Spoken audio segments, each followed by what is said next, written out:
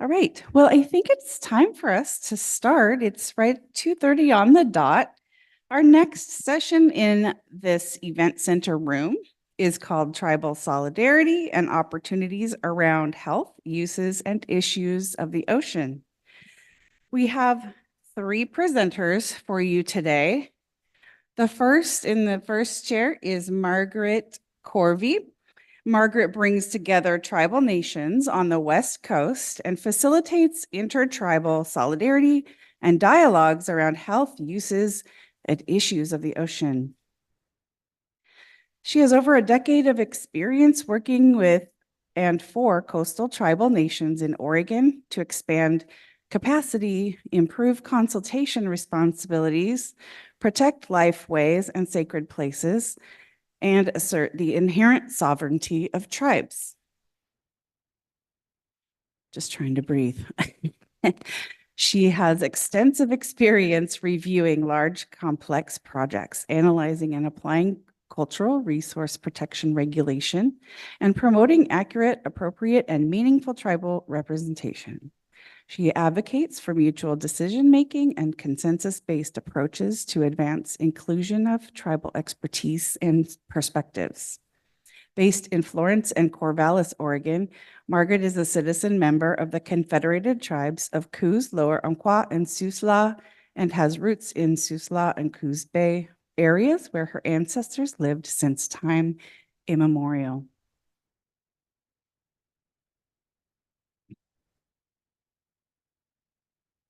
Next, in this next chair, we have Jason Lassard. Jason is the executive director of the Alaska Mariculture Alliance. Prior to this role, he worked for nearly 2 decades in the Alaska seafood industry and over 10 years in nonprofit leadership. As the director of operations at the Food Bank of Alaska, statewide food security and food sovereignty became important issues to him and were a motivating factor in taking this new role with the Alaska Mariculture Alliance. Along with the AMA Board of Directors and their 130-plus membership, he works to fulfill the AMA's mission to develop and support a robust and sustainable mariculture industry for the long-term benefit of Alaska's economy, environment, and communities. Oops, sorry, I was just pulling it up. And our final presenter is Keolani Booth. And Keolani is a councilman for the Metlakatla Indian community and works at the Regional Maricultural Catalyst for Eco Trust.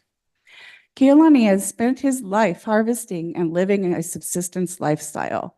Mr. Booth was also a commercial fisherman and harvest driver for multiple decades in years prior to starting his career in civil service.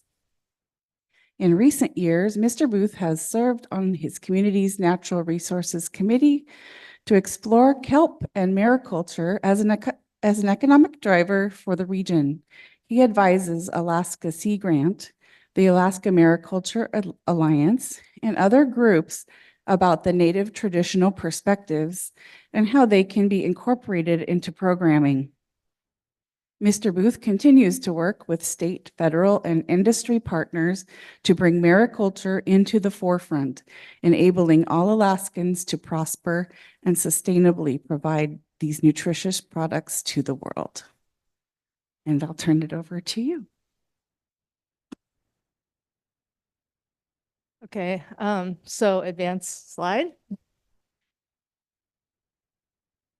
I guess first of all, I just want to thank Grand Ron for hosting this event here. It's very cool to be up here, and I only had to drive an hour, which is really amazing for me.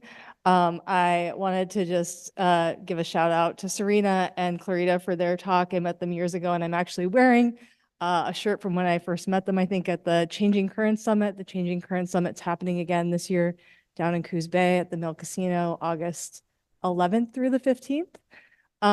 It's a great summit all about water and tribes, and it's AT&I hosts it. And then I also just wanted to give a shout out here. This is beautiful, the Quileute Resort, which I was at 2 weeks ago. This is a photo from 2 weeks ago. thanks to the tribes for making the weather so nice for me when I was visiting. It was very wonderful. So I'm here today and was out at the coast just sharing a little bit about with the tribes about what I do. So I work with the West Coast Ocean Alliance, which is a regional ocean partnership. We also receive money from the Bipartisan Infrastructure Law bill, and it's a congressionally mandated, so it's through, there's a Regional Ocean Partnership Reauthorization Act. So it's a West Coast wide, a partnership of governments, and we're focused on enhancing management and coordination along the West Coast. So I'm the tribal coordinator. I'm also a citizen of the Confederated Tribes of Coos, Lower Umpqua, and Siuslaw on the Oregon coast. So I might have met many of you years ago when I used to work for my tribe as the Natural Resource Director. Can you advance slide, please?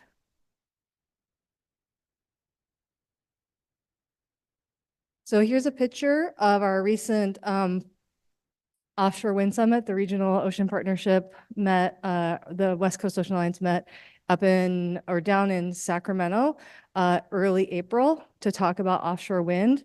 We have federal, state, and tribal partners as part of our group. We have 22 federal agencies, about 12 state agencies represented, and 20 sovereign nation representatives coming to our meetings. It's a good group of people. We're doing a lot of work to talk about offshore wind and try to understand how we can work together, because there's a lot of differing perspectives on offshore wind right now. You can advance slide. Here's a pretty extensive list of some of the member governments here. You can see several state agencies, and I did want to also here, I have another shout out for Bridget Lorman. She's our EPA oceans person. She's in charge of ocean dumping, and she comes to our meetings to talk about EPA's program related to ocean, anything that's disposed of in the ocean. The tribal governments that are partners are all the way down from California and all the way up into like the tippy top of Washington, including some of the Makah tribe up there, and then down into California. Many of you may or may not know that California does lack recognition of tribes pretty kind of close to San Francisco and further south. There's a lot of non-recognized tribes in that area. So we do invite some tribal governments to participate from those non-recognized tribes as part of our caucus.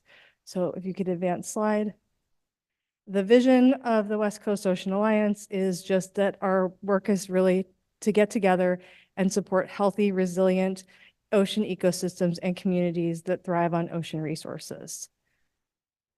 This is a picture down in Coos Bay of herring, doing a herring net down in the estuary. Can you advance slide, please? So some of our goals that we developed in the past. So 2018 and 2019 they're pretty big and overarching, and I would say that we're still working to refine these goals through strategic planning, but the core components of these goals are staying the same. They're compatible and sustainable ocean uses, effective and transparent decision-making, comprehensive ocean and coastal data, and then increased understanding and respect for tribal rights, knowledge, resources, and practices. Please advance slide. So going kind of on that last focus or that last goal, the tribal focus area, increased understanding and respect for tribal rights, traditional resources, and knowledge. We really have these three objectives.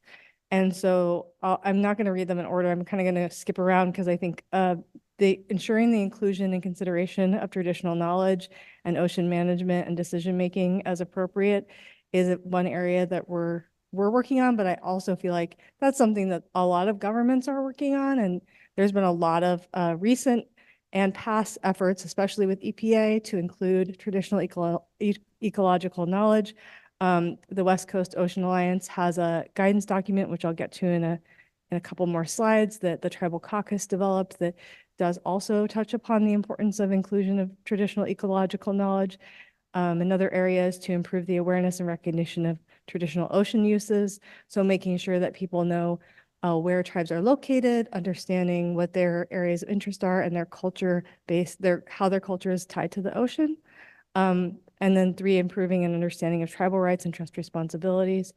Obviously, there's a range of rights between non-recognized tribes to treaty tribes up in Washington, but it's really important that everybody understands and respect each other's seat at the table and why they're there, and that they have a right to be there.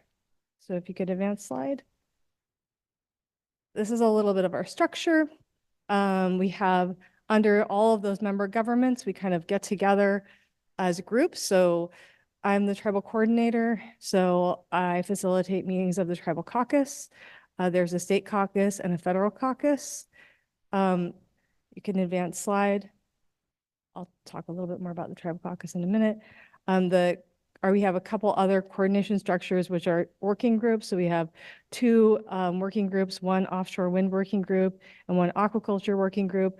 Those are mostly to bring together the expertise of federal, state, and tribal governments into those groups so that they can help inform kind of a regional assessment on aquaculture, and then understand how to form a conversation around offshore wind. So the working group for offshore wind not only just informs and updates the working group, but then also, they meet and talk about planning for the offshore wind summit. And then we have a couple committees for strategic planning and our annual summit and our tribal summit. You can go to the next slide. Oh yeah, there they are. They must have just been, yeah, there we go. We're gonna skip this slide and go to the next slide. Actually, I'm gonna talk a little bit more about the tribal caucus. You saw a list of the tribal caucus before, and I mentioned that the tribal caucus is represented from like, all the way up in Washington, all the way down to California. And then we get together on a monthly basis to talk about whatever the tribal caucus wants to talk about. So they design the agenda, I facilitate the meeting, and then if there's any action that they want to take, an action is developed, and then I support them in trying to further that action. So I think, yeah, next slide. Going back to kind of the overall West Coast Ocean Alliance and what we do with our funding, we have, besides the tribal caucus meeting, we have bi-monthly partner meetings. So that's all of the governments come to those meetings. We have a strategic planning and communication fund right now that is really focused on further developing those goals and objectives for the Alliance. We host our own summits. We host a tribal summit, and we host an annual summit, and then we hosted this last year kind of a special topical summit on offshore wind. We fund travel to those summits, so our tribes that are members can come to those summits and get reimbursed for all the travel that they do. We have 4 fellows that we funded this past year. One of them works with the tribal government down in California, and is just helping that government advance, kind of respond to energy sovereignty issues and understand offshore wind. So actually, I'm working with that fellow right now to just develop some resources for the caucus.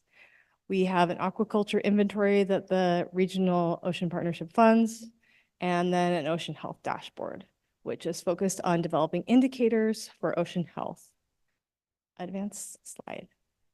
I mentioned that the Tribal Caucus developed a guidance document for states and federal agencies that are engaging with tribes.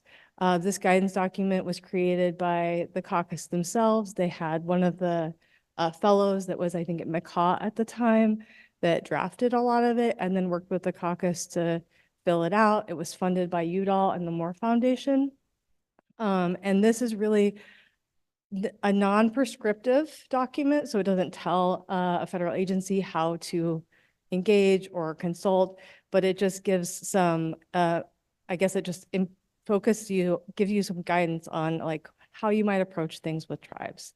And importantly, it defers to tribal consultation practices first as kind of the best practice for tribal consultation and engagement.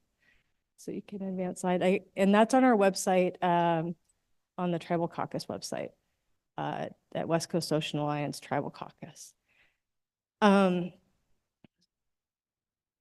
So this is just kind of further kind of shares what the guide does, which is identifies what engagement or consultation is not and provides some definitions for consultation. It shares context for authorities and roles in consultation. It provides real world examples of federal policies, although the document does need to get updated because I think there's a lot of new policies that have been coming about in the last couple of years, and this was finalized in 2020.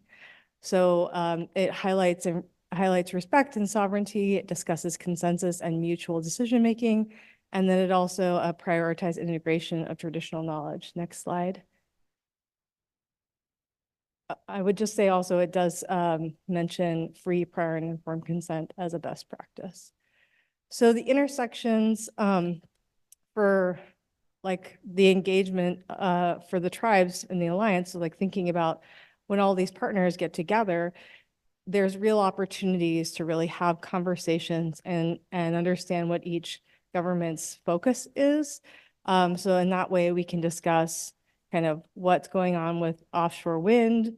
We can discuss co-management and what's happening in that space. So, you know, for example, Oregon tribes might discuss some of the co-management agreements they now have with the state of Oregon, sharing important initiatives and sharing important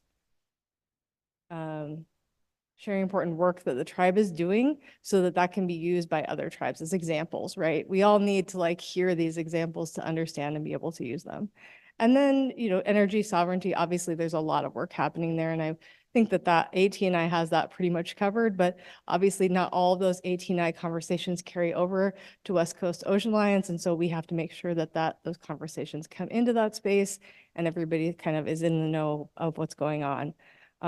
Climate change resilience, similarly, cultural resource protection, and traditional practice and restoration. So there's a lot of things to talk about, and it's a lot of learning it's like intergovernmental learning is a little bit of what I do. And so I just encourage all of you, I think next slide just has my contact information. It's just mcorvey@West Coast Ocean Alliance. My phone number is up there. And yeah, just if anyone wants to talk with me about what I do or the West Coast Ocean Alliance, I welcome a conversation. Thank you. Hisa.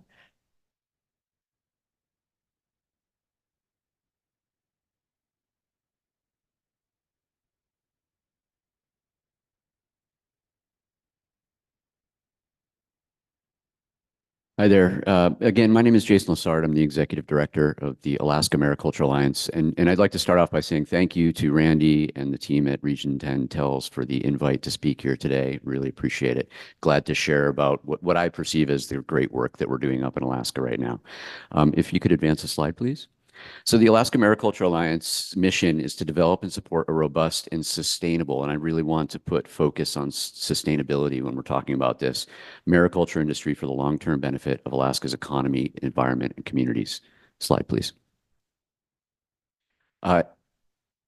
Mariculture is a new term for a lot of folks. I think maybe aquaculture might be something that's a little bit more familiar. Mariculture is like a subset of that because in Alaska, it is illegal to farm finfish.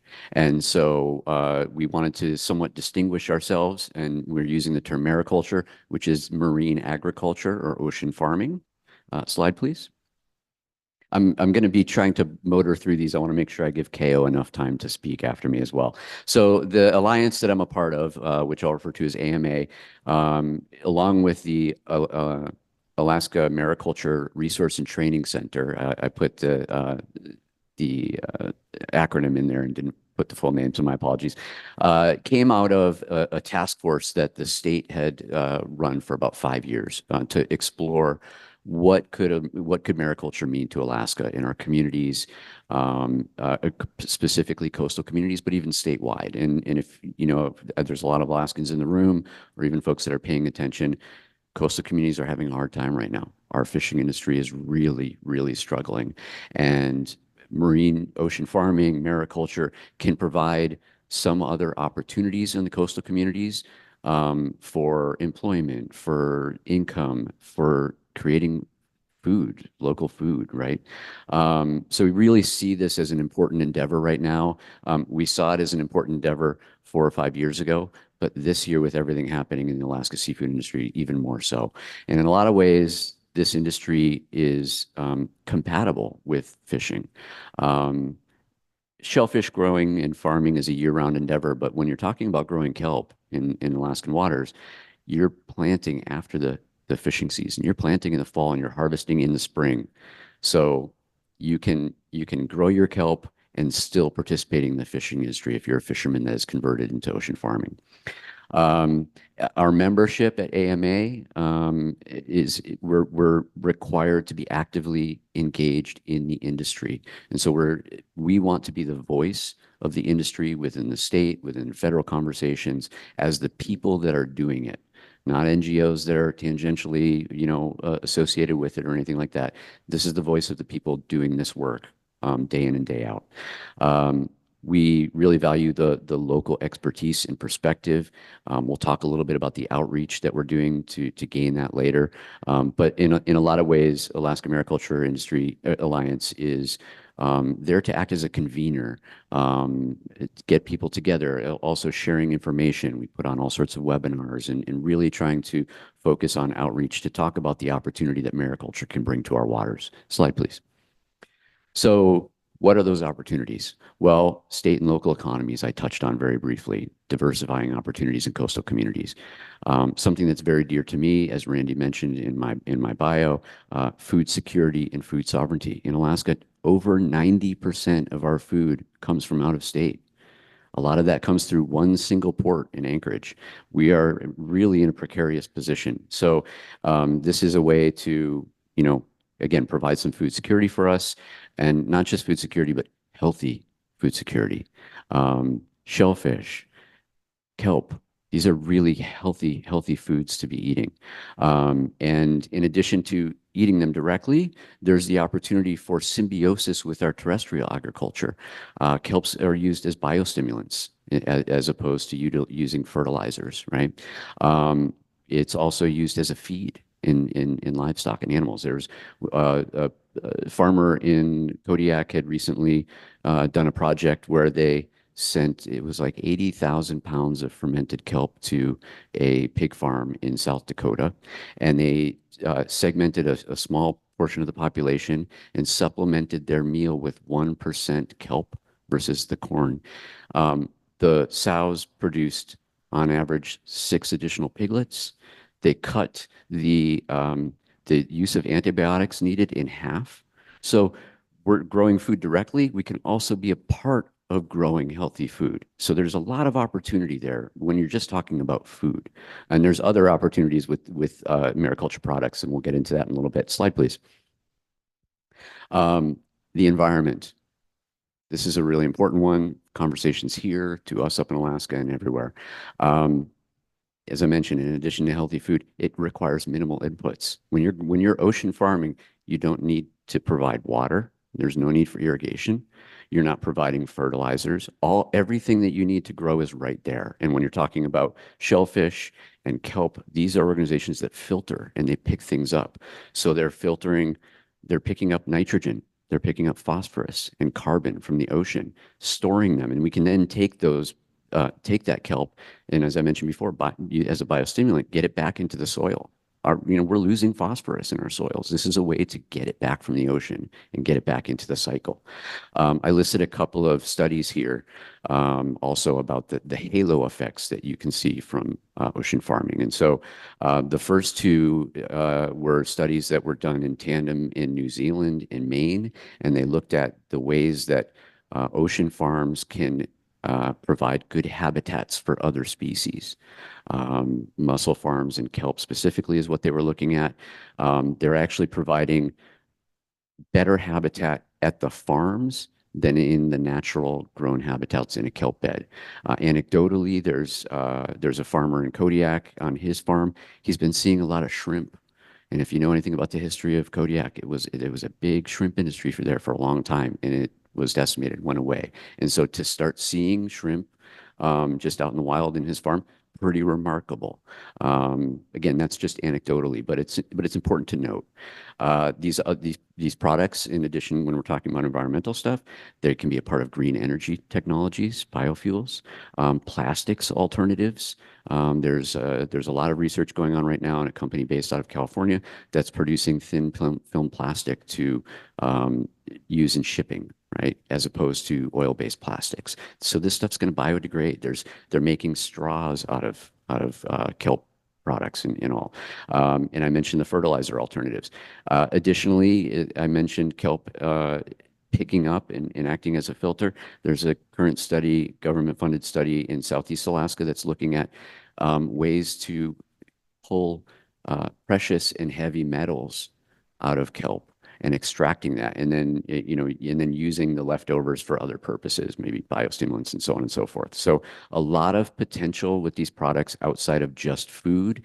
And again, they're environmentally friendly, the way that they're grown and the way that they can be incorporated into current, whether it's packaging systems with bioplastics and so on and so forth.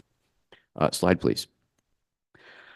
So that's kind of those were some of the reasons that I'm so passionate about this, the environment, food security, and so on and so forth. And here's what Alaska is doing right now to help support this. Southeast Conference, which is a local economic development organization, applied for and was awarded a Build Back Better grant through the federal government for $49 million. And what's remarkable about that is when they put this program together, they were very intentional about how they developed it and made sure that 50% of those program funds went to Alaska Native and underserved rural communities. And if you know anything about Alaska, underserved communities and Alaska Native communities are essentially one circle in a Venn diagram. There's a ton of overlap. We created the Alaska Mariculture Cluster to help guide this grant funds and oversee it and make sure that it's being utilized equitably. And that group is made up of the EDDs, local EDDs in the regions where mariculture is happening. So that would be Southeast, Prince William Sound, Kenai, and Southwest Alaska, as well as Alaska Native groups, people from the industry, researchers from the university, and so on and so forth. So there's a really good cross-section of folks that are managing and overseeing this grant to make sure that it's following what we set out to intend it to do. Sometimes grant funds can get a little bit away from you, and this governance body is really good at keeping things focused. A part of the Build Back Better program is the Mariculture Liaison Program, and that's something that's run by my organization, the Alaska Mariculture Alliance. It's something that I'm very proud of. We contracted with Alaska Native organizations in those regions that I had mentioned, and for these liaisons to be boots on the ground folks in the community and talk about the opportunities in mariculture. Doing the outreach and communicating about opportunities, but that's not the sole purpose. They're there to act as a conduit for two-way communication. So this is not just folks going out and saying, hey, here's this growing industry, you want to get involved. We're also there to listen. What are your concerns? What are your apprehensions? And then we take those back. I bring them to my board. We bring them to the governance body. And we're really making sure that to involve Alaskans and Alaskan communities throughout this whole process.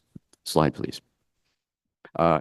The Build Back Better program has 7 project components. There's a revolving loan fund that if we can, the grant itself ends in 2026 as we have $9 million in potential revolving loan funds. If we can get those funds out one time before 2026, it stays in this revolving loan fund in perpetuity for Alaska to manage. So that it can be this continual thing to help Alaskans get involved and get a leg up on getting involved in this industry. The governance and coordination and outreach, that's where the liaison program is. There's funds for workforce development, for research and development, for market development. Market's a really important one for us to figure out how to develop. It's a relatively nascent industry. So figuring out where and how we can utilize our products is going to be really important.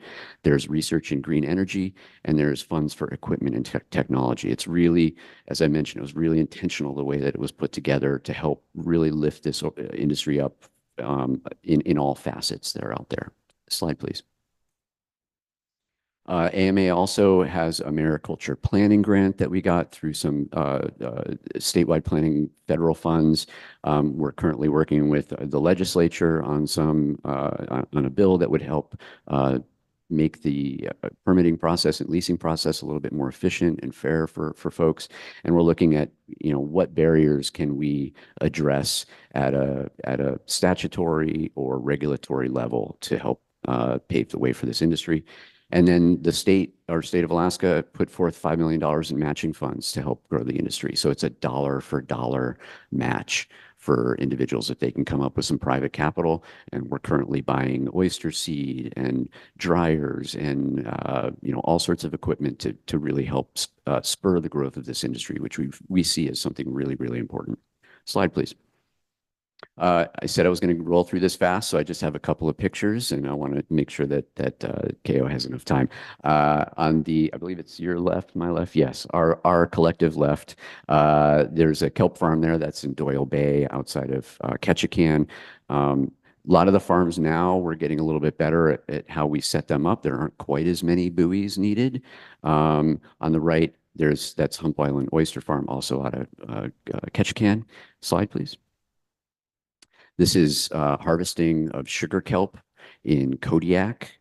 This is probably one of the more popular kelps that's grown. It's grown currently on the East Coast, primarily in Maine.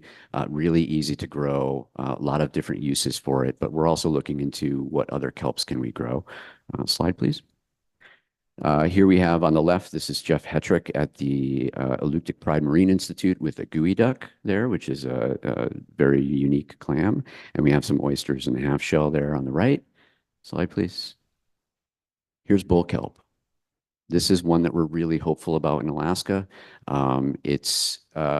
Sugar kelp you can find it in many places all over the globe. Bull kelp is specific to the West Coast. And here you have on the right hand, you see the stipe, which is that hard part of a bull kelp sliced into what would eventually be pickled.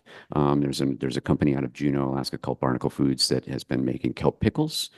Slide, please. And here's some of the food products that we see. The Bull Whelp hot sauce is Barnacle on the left there. Blue Evolution in the center with the rotini. They were using kelp powder to be a part of pastas. That's work that's happening out of Kodiak. There's kelp salsa. There's a kelp marmalade. And then, of course, in the bottom center there, you see some pickled kelp. Slide, please. I think this is my contact information. Yeah, so this is my contact information. I would suggest checking out our website, alaskaamericulture.org. You can learn more about the work that we're doing, about the opportunities in Alaska. And as I mentioned, we are establishing ourselves as the voice of the industry. So in coming years, this website should be really important for opportunities with webinars and grants and ways to get involved. I think I got through it pretty quickly. I wanted to make sure I left Kealani enough time to present. One of the things that I'm excited about KO is that I had mentioned the liaison program that we run in its importance and its value in getting this industry off the ground. I'm proud to say that KO is one of our liaisons. He's a mariculture liaison in Southeast Alaska, so he'll be able to tell you a little bit about the work that he's doing there as well as some of the stuff from his own community. So welcome, Kealani Booth, please. Thanks, sir.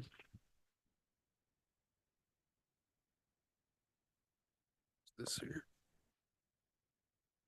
Thanks and Grand Ron for having me. Kealani Booth. I'm Eagle Clan, Muskeeg. My family, my wife is Killer Whale Gitspuwara. So my kids are all Gitspuwara through the matriarchal system. Very proud of that.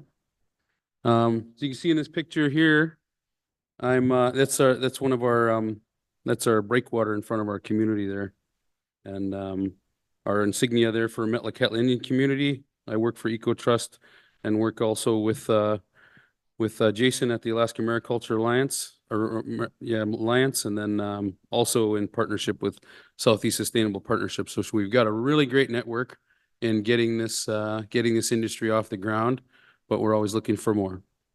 Slide, please. So, my name. I'm my father's Hawaiian, so my name is Keolani Kehilo Onapua Pe'elani Booth. I'm a lifelong Tsimshian harvester from the ocean for subsistence and commercial fishing and diving. I've been a tribal councilman since 2016. I'm also with the Alaska Mariculture Alliance, an advisory board member for the Seaweed Hub. And I've always been, my whole life, been an advocate for healthy oceans and sustainable seafood. Some of my very first memories, like a lot of natives that are with me, a lot of them in this room, some of your first memories are harvesting, being with your grandparents, screening with your cousins. You know, I mean, a lot of my life was somebody's grandma put a can around my neck and said, go out there and get the berries. I know that's probably a familiar thing throughout the nation, you know, with our tribal people. But I've just kept it going since then. But if you can see in the middle picture there, I'll go get out and get our black seaweed. And I get as much as I can. And I get it for the people who can't do it. I get it for myself, but I mostly get it for those that can't go get it anymore, that need it. They don't just need it for their sustenance. They need it for their mental health as well, to keep the traditions going. Some of us, like myself, it's a dying breed where, you know, you get certain times of the year and you just feel it in your bones that it's time for sea asparagus. It's time for hybris cranberries, blueberries, huckleberries. You know, we do this all year long. And this goes on all across the country, I know, but this is my little slice. So I'm very, very proud of that. I pick in pillowcases. If you can see in the bottom left corner there, that's my boat. And that's a pretty short haul. I usually get a lot more. I was pretty upset with that one, but I thought I'd show a picture anyway. And then on the bottom right picture, I dove commercially for sea cucumbers, gooey ducks, and sea urchins for 26 years. I started when I was 15 years old. In high school, I somehow talked my principal into letting me go for 3 months. I don't know how I did that. But so I've had my life on the ocean, you know, seining, gill netting, fishing. So the ocean's a part of my life. It's a part of my lifeblood. And it's not just me, it's a lot of people, a lot of coastal communities that we have in Alaska. And I'm really proud to do the job that I'm doing now as a regional mariculture catalyst, because I'm trying to keep it going. But we have to change. We have to change the way that we're doing things, you know. Next slide, please. So here again, you know, this is a familiar site, not just for Southeast Alaska or the interior or around. This is the part of life, like I just talked about, you know, mason jars. There's certain times of the year the store knows that they got to have lots of them jars. And I'm proud to be a part of this every year. You know, I've got next week, we're coming up on some of the minus tides, so I'm going to get out and the whole world's gone for a couple days while I go out and harvest. So I just had to show that too. That's a part of my life, and it's a part of what needs to be the basis of any of these industries that come in. It wasn't there in the salmon industry when it started in Alaska, and we have a new industry, so we have a new way that we can do things. That use this as a baseline, not an additive, not a set aside. And I'm proud to have people like Jason on my side and other folks in Alaska that feel the same way as we do. So we make friends out here and we try to spread it around. So next slide, please. So as we said, Jason also said about Alaska too, our current activities in the salmon industry are extractive and proving to be unsustainable for Alaskan communities and the ocean and its inhabitants. The ocean and the communities that survive by its limited bounty need desperately a sustainable economy that provides a regenerative economy. And it's why I chose a few years ago to go this route. We had droughts in 2015, not just related to this either, but we had droughts in 2015 and 2016. As a tribal councilman, you know how hard that is to go to DC and ask for funds for a drought in the rainforest? That was very, very hard. You know, we had to show them pictures. We had to get some people up there and say, look, you know, and I urge any of you, if you got things that you need to do from people in DC, kidnap them and bring them over, bring them home, put them in front of it. That's how you get things done, you know? And not that there's the ignorance there, but in Alaska, we see the weather full on all year round. It's either hot or it's cold, and we cry around about it, but we love it at the same time, you know? So these are things we want to preserve. We want to be able to keep living in Alaska. So this extractive economy, you know, like before me spoke about too, we've got fish companies that have left, doing their own thing out on the ocean now. And you know, that's just the way it is. So next slide, please. So bringing industry to Alaska that utilizes existing equipment and infrastructure while causing minimal impact to the environment is crucial to having a sustainable future for all of Alaskans. As you can see there in the picture there, there's also like before, some of the sugar kelp. And then you see some of the products down there at the bottom. That's a Noble Ocean seaweeds. That's friends of ours up in Cordova. Next slide, please. So as you can see, that's a very blurry picture. Sorry for that, but it shows the cycle of what you can do with these things. So they're in a nursery first. You know, so you can see that the aquarium there, you know, they're seeding these. That all takes science work, marine biology. So those are all things for our kids to do. A kelp nursery process encourages indigenous inclusion to ocean sciences and encourages a regenerative industry. Next slide, please. So how we can do it? So this is for Southeast Alaska. One of the things that we're thinking about too is we don't want just the big companies that come in and use our communities as, you know, Sherpas going up the mountain, you know, where they come in, they make their money and they leave us, and then nobody's got professional skills and we're just workers. I don't want that anymore. I want our people to have careers, not jobs. So regional cooperative ocean farming is what we're looking at. Spatial planning to prioritize community needs. Partnerships with industry that shore up local farmers and communities. So making sure that we're embedded in the industry, not just a part of it. Next slide, please.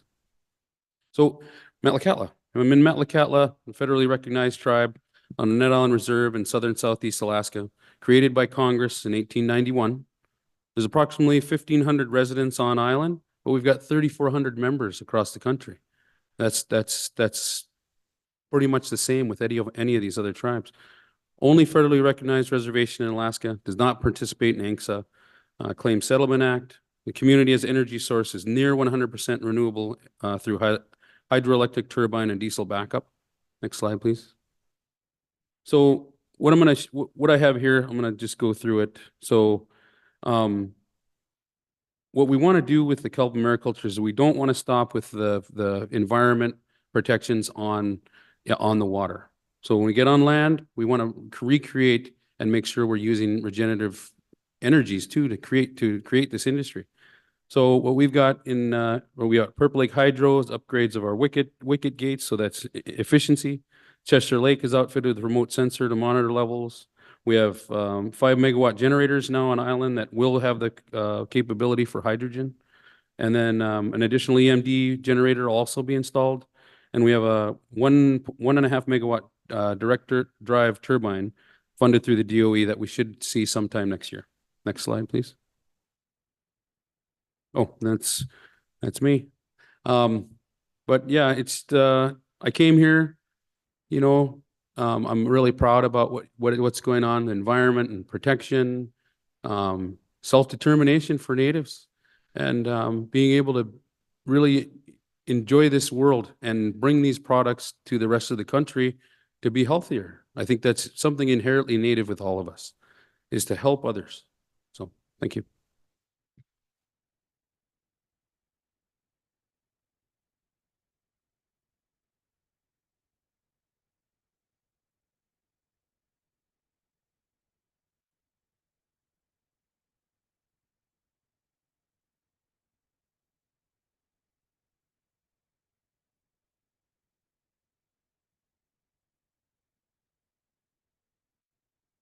Bill? Oh, geez, sorry. Bill. I was just trying to figure out for permitting. like the coastal villages, do you have to own the water rights to where the kelp be farmed? How does that work if we're talking federal or state controlled waters? Yeah, good question. These are hot. So in Alaska, we're talking state waters, where the farming is happening. It's a state permitting system. Currently, it's a 10-year permit with an expedited renewal at the 10-year mark. And after that second 10 years, at the 20-year mark, it needs to go for a full reapplication. So all of the paperwork, all the public comment, and so on and so forth. The bill that we're working on right now that's currently in the legislature would maintain that first permit period of 10 years, but at that expedited renewal could go up to 20. We see value in this from a fiscal standpoint for a farmer to be able to get funding. It's kind of difficult when you've got a 10-year lease, two of them in a row, and you're not necessarily guaranteed to get it. That's about as long as we'd like to go, 30 years. The bill originally was asking for 25 and 25 for a total of 50 years. That's over a generation, and that we just could not get behind tying up public waters in a public commodity like that for that amount of time. So I will say that in Alaska, our permitting system, although, you know, if you talk to somebody going through it, they'd say it's slow, between 1 and 2 years to get fully permitted. But compared to California, which is like at 10 years, in Maine, which is, you know, we're doing pretty well up there. And I would further add that when we're talking about permitting and all, you know, we've got tons of coastline, more than the rest of the U.S. But it could fill up pretty quickly, particularly around the communities that want to have mariculture happening there. And so the state, in its wisdom, has put a limit on only 30% of any given bay can be permitted out for aquatic farming, so that we're not sucking up all the nutrients or taking all of that water and getting in the way of other activities, traditional or existing activities that have been happening there.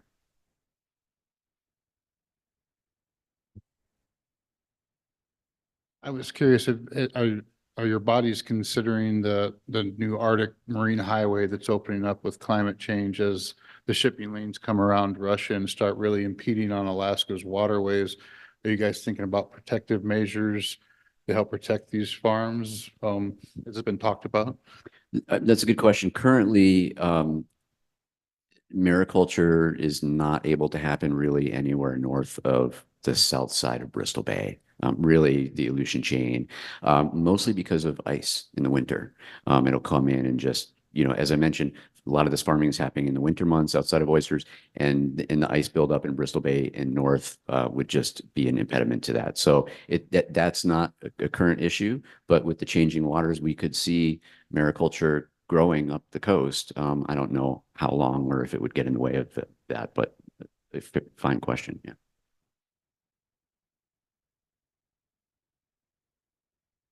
There's one more in the back. I don't know. Go ahead. Go ahead.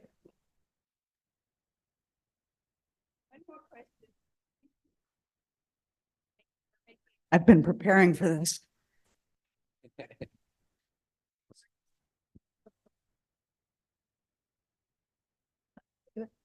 Seeing that we're in an era of tribal consultation, which is relatively new, actually, I'm wondering, because we had earlier discussions, you know, on what's federal water, what's state water, and how the federal government interacts with the state government, particularly Alaska.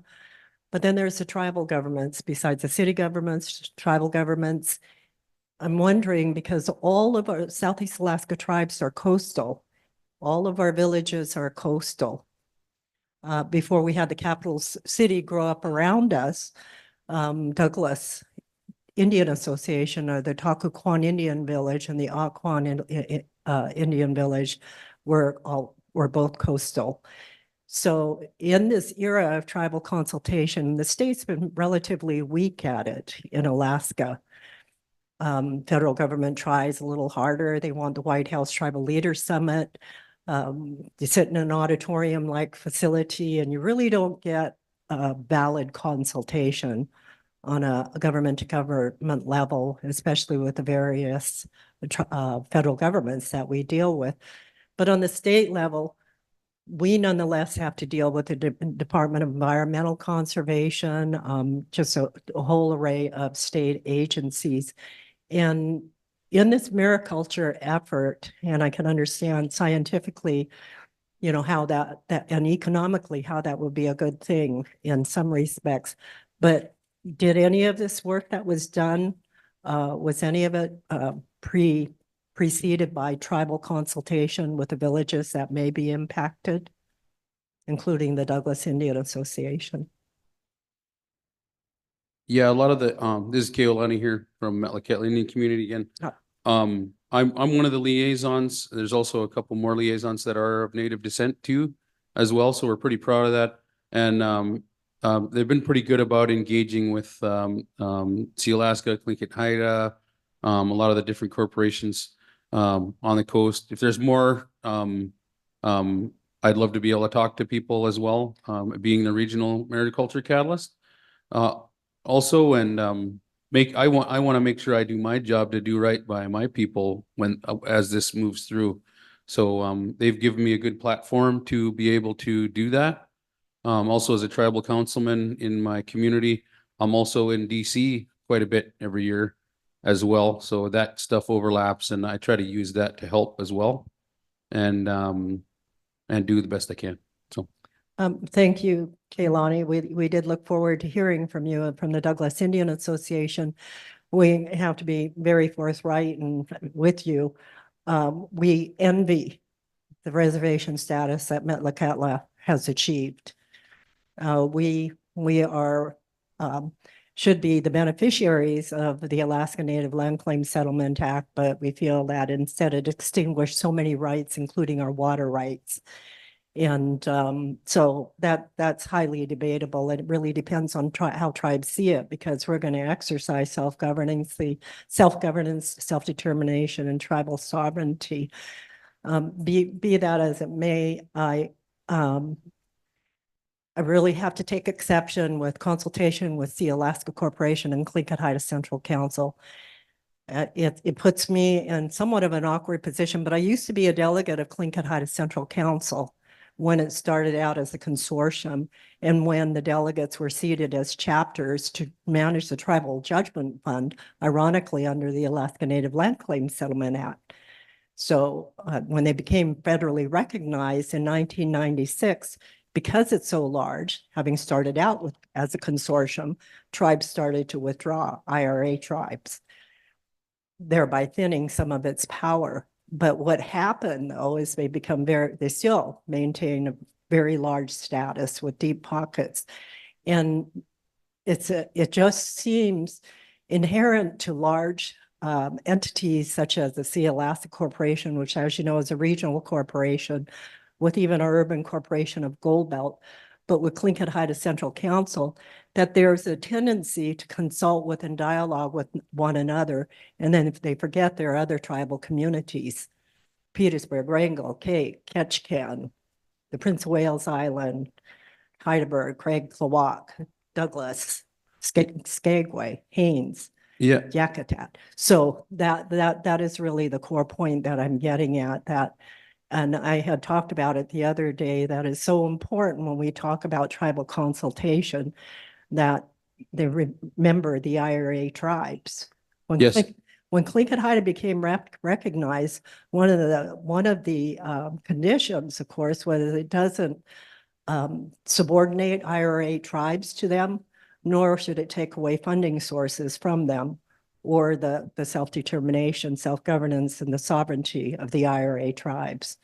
So I'm not meaning to be critical. It just seems to be a lesson that I have to repeat often, because we are on the shores where Tlingit Haida decided to set up household. And their first pick was Sitka, now they're in Juneau, so now they're seemingly for the optics of it all, is that they're the Juneau and Douglas tribe. And they are not. They're not an IRA tribe, and we are the historic tribe. So we would beseech the government officials that are here to remember that when they come to the capital city, the historic tribe is the Douglas Indian Association. Yeah, So, thank you. There was somebody there from Douglas at the there was some NOAA meetings in Juneau about 3 weeks ago.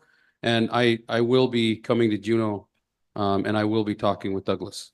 Yep, yeah, that would be And great. that's my intention. I'm gonna do a fine tooth comb, and I want to see all the Indians all up and down the southeast region. So Thank you. The if- person that represented us, she was actually, she's on our tribal council, and we were meeting with the Air Force Lieutenant General Nahom, and we were down one because she was waylaid to this unanticipated meeting, and so we did get a heads up on it, and I believe she questioned the tribal consultation as well. Well, I'd like to follow up with you after too, after this. So Yep. thank you. Thank you. Clan, let's get a round of applause for everybody on the stage.